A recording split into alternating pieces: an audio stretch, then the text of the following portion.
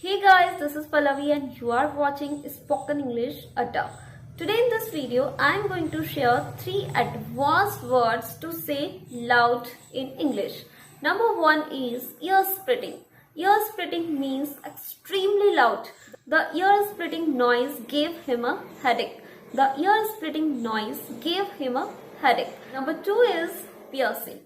Piercing means very high, loud or unpleasant. She has such a piercing voice. She has such a piercing voice. Number 3 is deafening. Sound which is very loud. The noise of the machine was deafening. The noise of the machine was deafening. I hope you will definitely use these advanced words in your conversations. If you want to improve your advanced vocabulary skills, click the link in the description to buy our Advanced English ebook. Thank you for watching this video. We will meet in the next video. Until keep watching, keep learning and keep practicing. Bye-bye.